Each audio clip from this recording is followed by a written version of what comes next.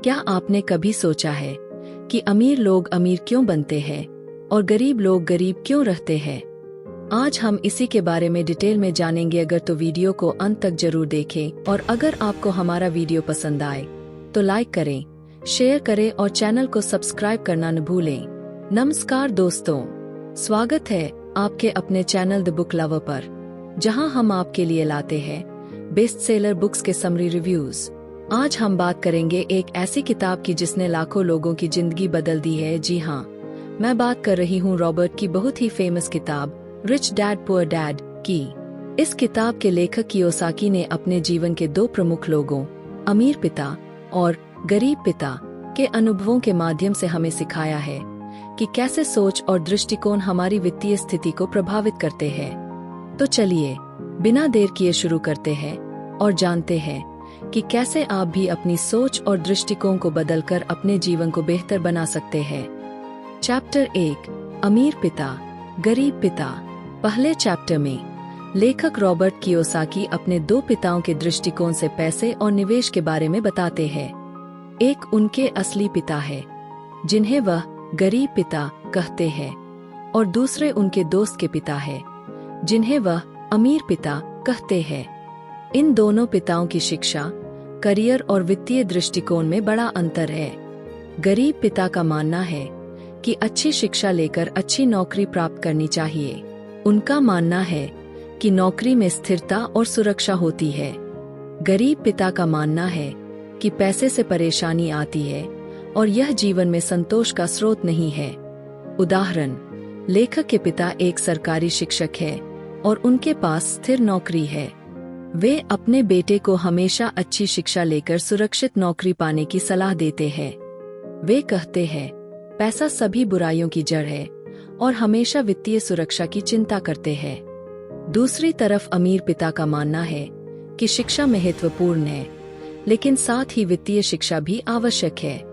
वे कहते हैं कि व्यक्ति को खुद का व्यवसाय शुरू करना चाहिए और पैसों को निवेश करना चाहिए। अमीर पिता का मानना है कि पैसा मेहनत से कमाया जा सकता है और इसे सही तरीके से निवेश करके बढ़ाया जा सकता है। वे पैसे को समस्या का समाधान मानते हैं, न कि समस्या का स्रोत। उदाहरण, अमीर पिता एक सफल व्यवसायी है और उन्होंने अपने व्यवसाय से बड़ी संपत्ति बनाई है। वे रॉबर्ट को निवेश के बारे में बताते हैं और कहते हैं, पैसे को आपके लिए काम करना चाहिए, न कि आपको पैसे के लिए। वे रॉबर्ट को छोटी उम्र में ही व्यवसाय के विभिन्न पहलुओं से परिचित कराते हैं। रॉबर्ट कियोसाकी ने स्पष्ट किया कि वित्तीय सफलता के लिए सही दृष्टिकोण और शिक्षा महत्वपूर्ण है। उन्होंने यह दिखाया कि अमीर और गरीब के बीच का अंतर केवल पैसे की मात्रा में नहीं है, बल्कि पैसे के प्रति दृष्टिकोण और उसे प्रबंधित करने की क्षमता में है। चैप्टर 2, अमीर लोग पैसों के लिए काम नहीं करते। इस चैप्टर में रॉबर्ट कियोसाकी समझाते हैं कि अमीर लोग पैसों के लिए काम नहीं करते, बल्कि वे पैसे को अपने लिए काम कराते हैं। वे बताते हैं कि अधिकांश लोग नौकरी करते हैं और अपने खर्चों को पूरा करने के लिए मेहनत करते हैं, लेकिन अमीर लोग निवेश करके अपने पैसे को बढ़ाते हैं और वित्तीय स्वतंत्रता प्राप्त करते हैं। गरीब और मध्यम वर्ग के लोग नौकरी करते हैं और वेतन पर निर्भर रहते हैं। उनकी सोच होती है कि जितना अधिक वे कमाएंगे, उनकी वित्तीय स्थिति उतनी ही बेहतर होगी। अमीर लोग नौकरी के बजाय अपने पैसे को निवेश करते हैं और उसे अपनी संपत्ति बढ़ाने के लिए उपयोग करते हैं।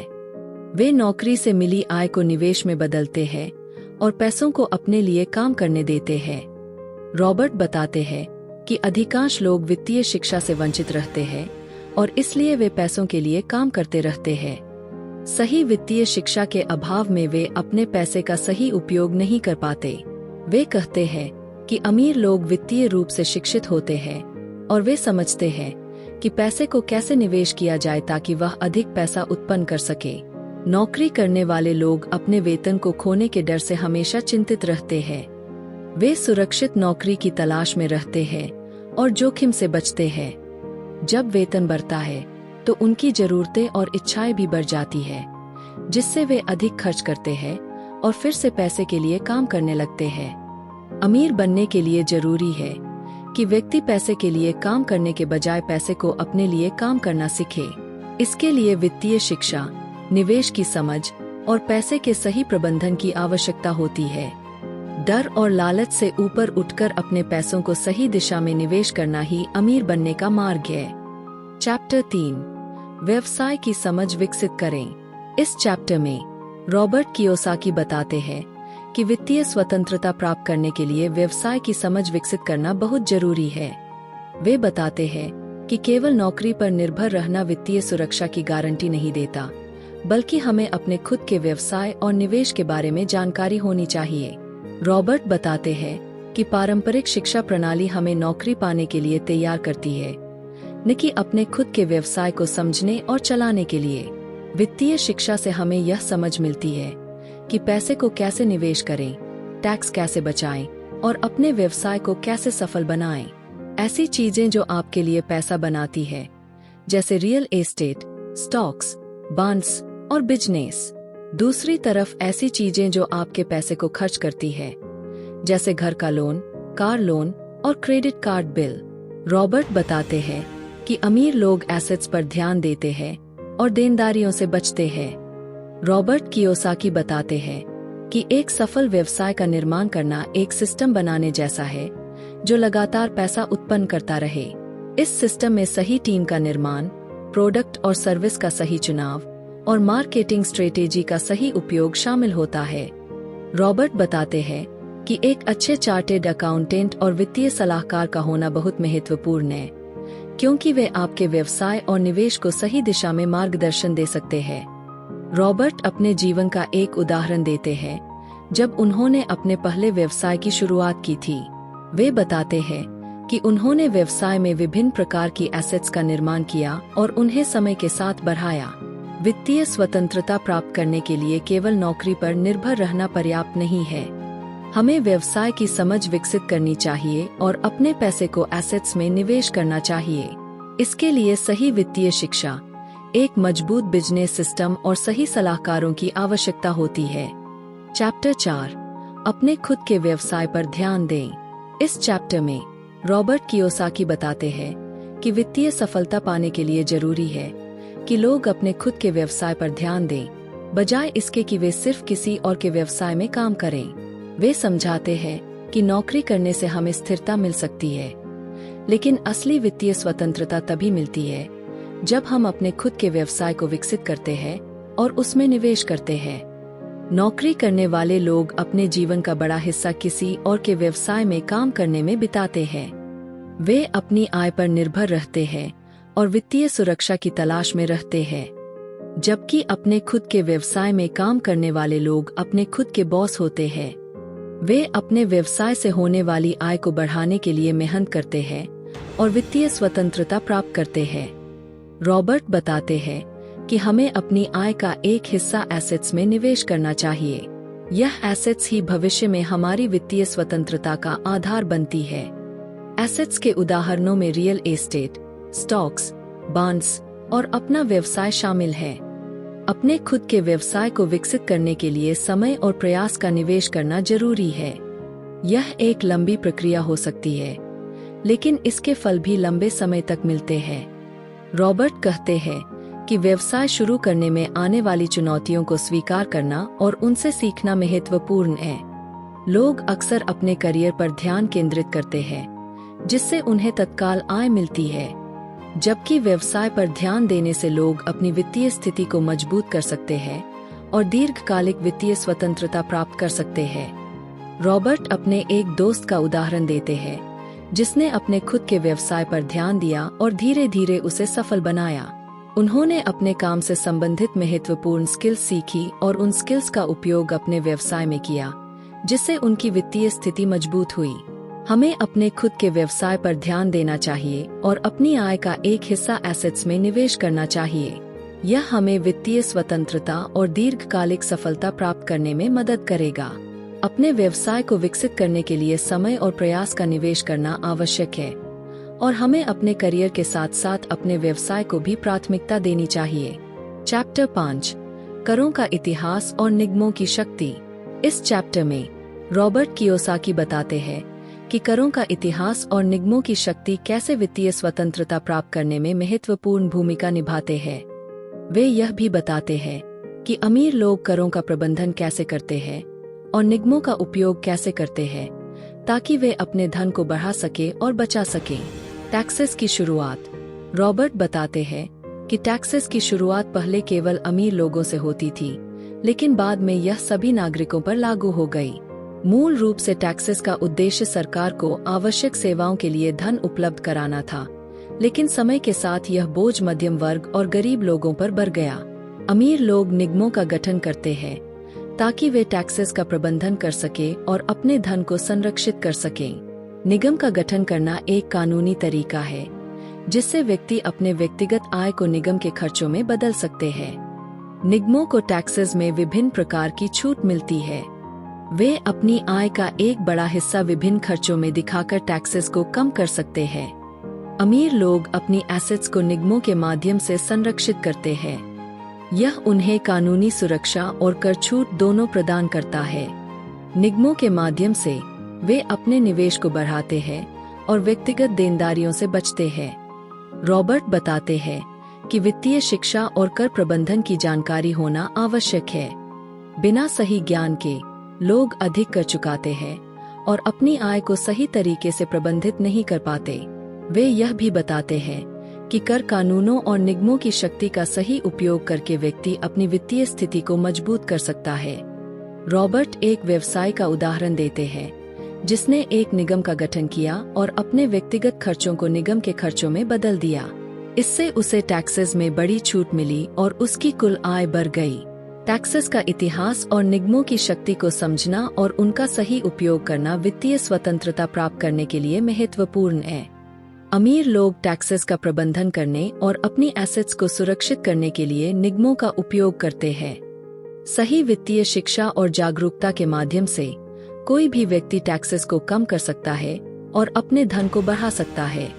चैप्टर 6 अमीर लोग पैसे का आविष्कार करते हैं। इस चैप्टर में रॉबर्ट कियोसाकी बताते हैं कि अमीर लोग पैसे का आविष्कार कैसे करते हैं।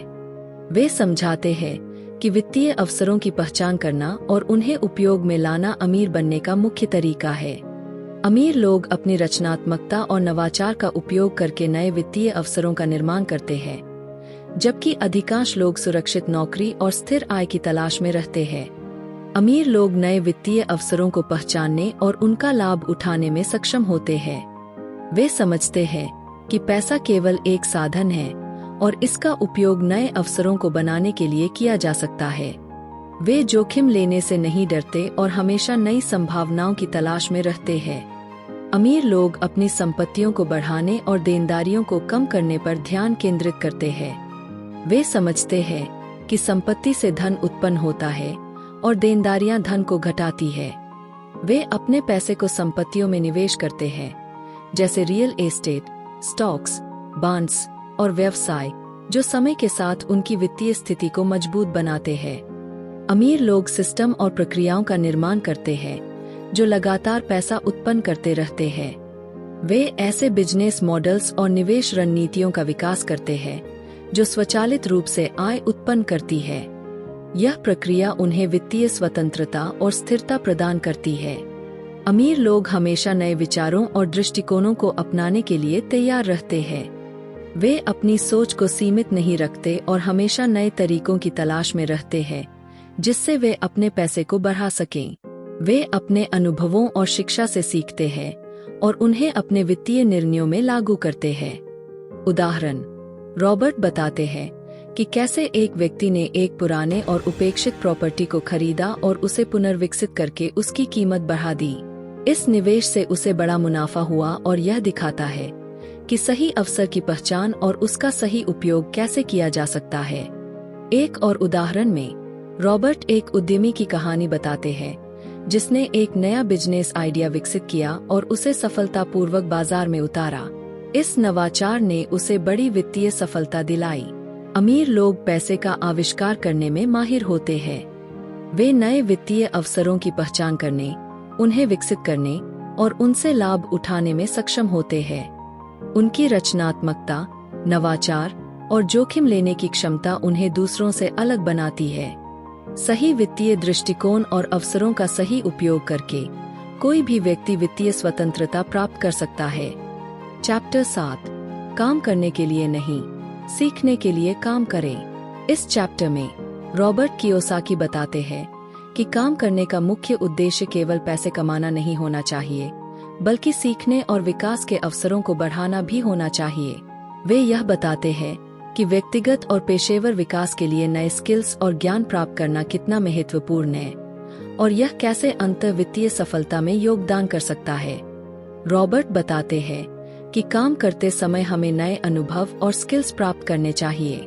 केवल वेतन पाने के बजाय हमें उन अवसरों को देखना चाहिए जो हमें नया ज्ञान और कौशल सिखा सकते हैं। सीखने की इस प्रक्रिया से हम अपनी क्षमताओं को बढ़ाते हैं और अपने पेशेवर जीवन को नई दिशा दे सकते हैं। अधिकांश लोग काम करते हैं सिर्फ पैसे के लिए, जिससे उनका करियर स्थिर रहता है, लेकिन विकास नहीं होता। सीखने के लिए काम करने वाले लोग नए अवसरों को अपनाते हैं, अपनी क्षमताओं को सुधारते हैं और विभिन्न क्षेत्रों में अनुभव प्राप्त करते हैं, जिससे उनके करियर में वृद्धि होती है। काम के दौरान आवश्यक स्किल्स जैसे कि प्रबंधन, नेतृत्व और तकनीकी कौशल का विकास महत्वपूर्ण है। ये स्किल्स भविष्य में उच्च पदों पर पहुंचने और नए व्यवसाय शुरू करने में सहायक हो सकते हैं। रॉबर्ट बताते हैं कि व्यक्तिगत विकास के लिए स्वाध्याय, प्रशिक्षण और नेटवर्किंग महत्वपूर्ण साधन हैं। नए कार्यों और परियोजनाओं को अपनाने से हम विभिन्न अवसरों की पहचान कर सकते हैं। ये अवसर हमें नई चुनौतियों और सीखने के मौके प्रदान करते हैं। रॉबर्ट के अनुसार सफल लोग उन अवसरों को पहचानते हैं जो उन्हें नई चीजें सिखाते हैं और उनकी वित्तीय स्थिति को मजबूत करते हैं। रॉबर्ट एक व्यक्ति का उदाहरण देते हैं जिसने एक नए प्रोजेक्ट पर काम किया, जिससे उसे नई तकनीकी जानकारी प्राप्त हुई और वह अपनी कंपनी के उच्च प्रबंधन स्तर पर पहुंच गया। इस अनुभव ने उसे आगे चलकर खुद का व्यवसाय शुरू करने में मदद की। एक और उदाहरण में रॉबर्ट बताते हैं कि कैसे एक कर्मचारी ने नई स्किल सीखने के लिए अतिरिक्त समय और प्रयास लगाया, जिससे उसे प्रमोशन मिला और उसकी आय भी बढ़ी। काम करते समय पैसे कमाने के बजाय सीखने और विकास पर ध्यान देना चाहिए। सीखने से हम नए स्किल्स और ज्ञान प्राप्त करते हैं, जो हमारे करियर और वित्तीय स्थिति को मजबूत बनाते हैं। नए अवसरों को अपनाना और व्यक्तिगत विकास की दिशा में काम करना वित्तीय सफलता के लिए महत्वपूर्ण है। चैप्टर 8 अवरोधों को दूर करना। इस चैप्टर में रॉबर्ट कियोसाकी चर्चा करते हैं कि कैसे विभिन्न प्रकार के अवरोध, ऑब्स्टैकल्स, हमारे वित्तीय लक्ष्यों की प्राप्ति में रुकावट डाल सकते हैं और इन अवरोधों को दूर करने के तरीके बताते हैं। वे यह बताते हैं कि मानसिक, भावनात्मक और बाहरी अवरोधों को पहचानना और उन्हें पार करना कितना महत्वपूर्ण है। आत्मसंदेह, भय और असुरक्षा जैसी मानसिक रुकावटें अक्सर हमें अपने लक्ष्यों को पूरा करने से रोकती है। ये मानसिक अवरोध हमें वित्तीय निर्णय लेने में संकोच कराते हैं और जोखिम लेने से डराते हैं। दूसरी तरफ भावनात्मक अवरोध जैसे कि असफलता का डर, शर्म या चिंता भी वित्तीय सफलता को प्रभावित कर सकते हैं। ये भावनात्मक समस्याएं हमें सही निर्णय लेने में मुश्किलें पैदा करती है। बाहरी अवरोधों में आर्थिक मंदी, राजनीतिक अस्थिरता और सामाजिक दबाव शामिल होते हैं, जो हमें अपनी योजनाओं को लागू करने में मुश्किलें पैदा कर सकते हैं। आत्म संशोधन और आत्म मूल्यांकन से हम अपने मानसिक अवरोधों को दूर कर सकते हैं। सकारात्मक सोच, आत्म संवाद और सलाहकारों की मदद से आत्म संवेदनशीलता को बढ़ाया जा सकता है। भावनात्मक अवरोधों को पार करने के लिए आत्म स्वीकृति और आत्म संवेदनशीलता का अभ्यास करना चाहिए। साथ ही मानसिक स्वास्थ्य के लिए व्यायाम, ध्यान और तनाव प्रबंधन तकनीकों को अपनाना चाहिए। और बाहरी अवरोधों से निपटने के लिए योजनाओं को लचीला बनाना और बाजार के परिवर्तनों के अनुसार समायोजन करना जरूरी है। आर्थिक और सामाजिक परिवर्तनों के प्रति संवेदनशील रहना और सतर्क रहना आवश्यक है। रॉबर्ट बताते हैं कि अवरोधों को सही दृष्टिकोण से देखकर और उन्हें अवसरों में बदलकर भी सफलता प्राप्त की जा सकती है। चुनौतियों को स्वीकार करके और उनसे सीखकर हम अपने लक्ष्यों को हासिल करने में सफल हो सकते हैं। अवरोधों को अवसरों में बदलने के लिए सकारात्मक दृष्टिकोण अपनाना और समस्याओं का समाधान निकालना महत्वपूर्ण है। रॉबर्ट एक व्यवसाय का उदाहरण देते हैं जिसने आर्थिक मंदी के दौरान अपने व्यवसाय को बढ़ाने के लिए नई रणनीतियां अपनाई और इससे उसकी कंपनी को सफलता मिली। एक और उदाहरण में रॉबर्ट ने खुद की कहानी साझा की जिसमें उन्होंने अपने व्यक्तिगत डर और संकोच को पार करके नए निवेश की ओर कदम बढ़ाया और सफल हुए। अवरोधों को पहचानना और उन्हें पार करना वित्तीय सफलता के लिए महत्वपूर्ण है।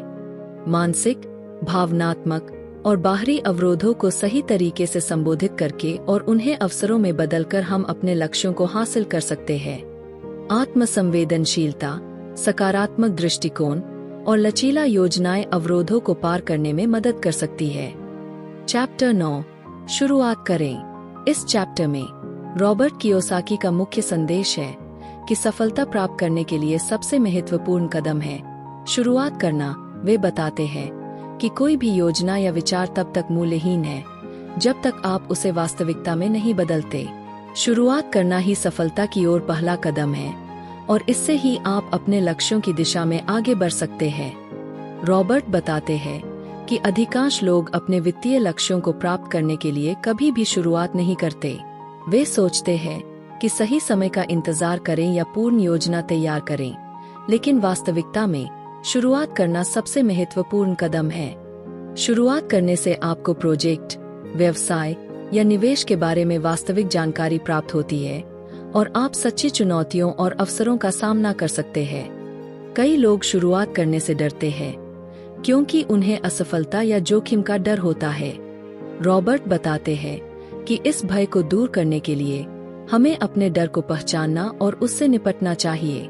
शुरुआत करने में संकोच और आत्मसंदेह भी बाधा डाल सकते हैं। खुद पर विश्वास रखना और छोटी शुरुआत करना इस संकोच को दूर करने में मदद कर सकता है। शुरुआत करने से पहले एक ठोस योजना और रणनीति तैयार करना आवश्यक है। सही योजना से आपको दिशा मिलेगी और आप अपने लक्ष्यों को स्पष्ट रूप से निर्धारित कर सकेंगे। योजना में शामिल करने योग्य तत्वों में लक्ष्य निर्धारण, रिस्क प्रबंधन और संसाधन की पहचान शामिल है। बड़ी योजनाओं को छोटे छोटे कदमों में विभाजित करके शुरुआत करें। छोटे कदम अधिक प्रबंधनीय होते हैं और उन्हें पूरा करने पर आत्मसंतोष मिलता है।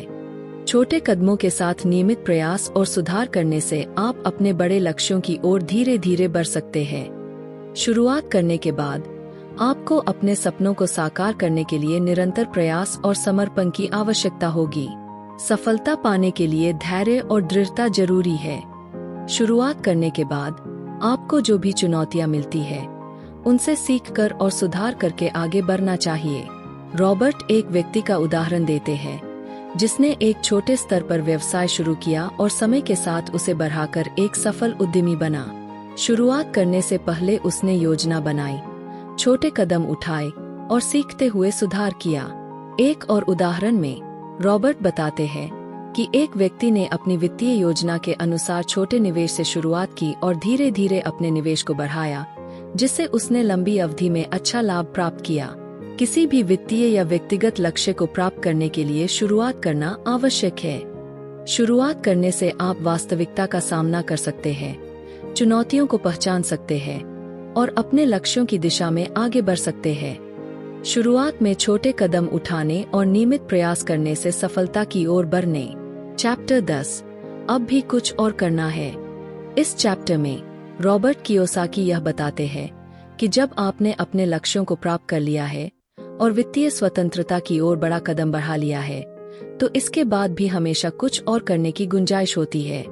वे यह समझाते हैं कि सफलता के बाद भी निरंतर सुधार, नई संभावनाओं की खोज और दूसरों को प्रेरित करना महत्वपूर्ण है। रॉबर्ट बताते हैं कि वित्तीय स्वतंत्रता प्राप्त करने के बाद भी आपको सीखने और विकसित होने का क्रम जारी रखना चाहिए। नई स्किल्स और ज्ञान प्राप्त करना हमेशा उपयोगी रहता है। एक बार जब आप अपने लक्ष्यों को प्राप्त कर लेते हैं, तो आपको नए और बड़े लक्ष्यों की ओर बढ़ना चाहिए। इससे आपकी ऊर्जा और प्रेरणा बनी रहती है। सफलता के बाद अपनी कमाई का कुछ हिस्सा समाज के उत्थान के लिए प्रयोग करना महत्वपूर्ण है। दूसरों को मदद करना और उन्हें प्रेरित करना भी एक महान लक्ष्य हो सकता है। अपने अनुभव और ज्ञान को साझा करके दूसरों को मार्गदर्शन प्रदान करना और उन्हें सफल बनने में मदद करना भी महत्वपूर्ण है। वित्तीय स्वतंत्रता प्राप्त करने के बाद नई निवेश संभावनाओं की खोज करना और उन्हें अपनाना आपके धन को और बढ़ा सकता है। अपने व्यक्तिगत और पेशेवर विकास के लिए नए अवसरों की तलाश करते रहना भी आवश्यक है। सफलता के साथ साथ अपने स्वास्थ्य और जीवन शैली का भी ध्यान रखना चाहिए। एक स्वस्थ जीवन शैली से आपको लंबे समय तक सक्रिय और प्रेरित रहने में मदद मिलती है। वित्तीय स्वतंत्रता के बाद अपने जीवन का आनंद लेना और अपने परिवार और दोस्तों के साथ गुणवत्तापूर्ण समय बिताना भी महत्वपूर्ण है। रॉबर्ट एक सफल उद्यमी का उदाहरण देते हैं, जिसने अपनी सफलता का उपयोग समाज में बदलाव लाने के लिए किया। उसने विभिन्न चैरिटेबल प्रोजेक्ट्स में निवेश किया और समाज को फायदा पहुंचाया। एक और उदाहरण में रॉबर्ट बताते हैं कि कैसे एक सफल व्यक्ति ने अपनी यात्रा को साझा करके और मेंटोरशिप प्रदान करके नए उद्यमियों को प्रेरित किया और उनकी मदद की। वित्तीय स्वतंत्रता प्राप्त करने के बाद भी निरंतर प्रयास, नई संभावनाओं की खोज और समाज को योगदान देना महत्वपूर्ण है। सफलता के बाद भी सीखना, सुधारना और दूसरों को प्रेरित करना आपकी सफलता को पूर्णता की ओर ले जाता है। अपने जीवन में नए लक्ष्यों की ओर बढ़ते रहना और अपने अनुभवों को साझा करके समाज में सकारात्मक बदलाव लाना सफलता की सच्ची पहचान है। तो दोस्तों, यह थी रिच डैड पुअर डैड की एक झलक। उम्मीद है कि आपको इस किताब की शक्ति और महत्व को समझने में मदद मिली होगी। तो इसी के साथ हमारी बुक समरी यहीं पर समाप्त होती है। आइए देखते हैं इस किताब से हमने क्या सीखा। रॉबर्ट कियोसाकी ने जोर दिया कि अमीर पिता द्वारा सिखाए गए सिद्धांत और मानसिकता वित्तीय स्वतंत्रता और सफलता प्राप्त करने के लिए आवश्यक है। यह पुस्तक वित्तीय शिक्षा, रणनीतिक निवेश और उद्यमिता की सोच पर केंद्रित है।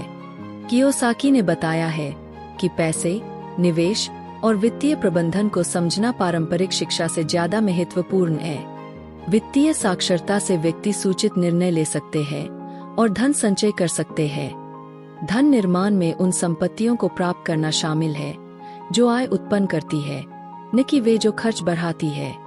रियल एस्टेट, स्टॉक्स और व्यवसायों में निवेश वित्तीय वृद्धि के लिए आवश्यक है। पुस्तक में अमीर पिता और गरीब पिता की मानसिकता के बीच के अंतर को उजागर किया गया है।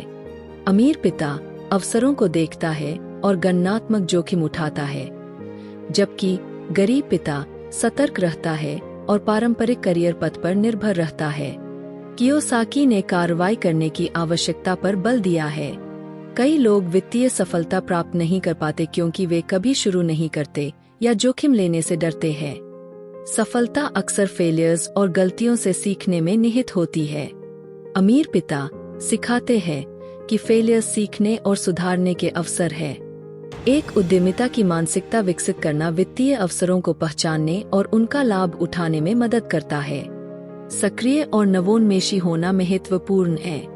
कियोसाकी पाठकों को वित्तीय शिक्षा प्राप्त करने, बुद्धिमानी से निवेश करने और एक ऐसी मानसिकता अपनाने के लिए प्रोत्साहित करते हैं जो अवसरों और चुनौतियों को स्वीकार करती है। पुस्तक में प्रस्तुत सिद्धांतों का पालन करके व्यक्ति अपने वित्तीय लक्ष्यों को प्राप्त कर सकते हैं और सफलता की ओर बढ़ सकते हैं। आपके साथ इस यात्रा पर होने के लिए मुझे खुशी हुई। अगर आपको यह वीडियो पसंद आया हो तो इसे लाइक और शेयर करना न भूलें। इससे हमें प्रेरणा मिलती है और हम आपके लिए और भी बेहतरीन वीडियो ला सकते हैं। और हाँ, हमारे चैनल द बुक ऑब्जर्वर को सब्सक्राइब करना ना भूले। सब्सक्राइब करने के बाद बेल आइकन दबाएं ताकि आपको हमारी नई वीडियो की नोटिफिकेशन सबसे पहले मिले और हमारी नई वीडियो की अपडेट्स सबसे पहले पा सकें। अगर आपके पास कोई सवाल या सुझाव हो तो नीचे कमेंट बॉक्स में लिखें। हमारी आने वाली वीडियो में हम और भी दिलचस्प किताबों के बारे में बात करेंगे, तो बने रहिए हमारे साथ। अगली बार फिर मिलेंगे एक और best seller amazing book summary के साथ। तब तक के लिए खुश रहिए, स्वस्थ रहिए और सकारात्मक सोचते रहिए। धन्यवाद।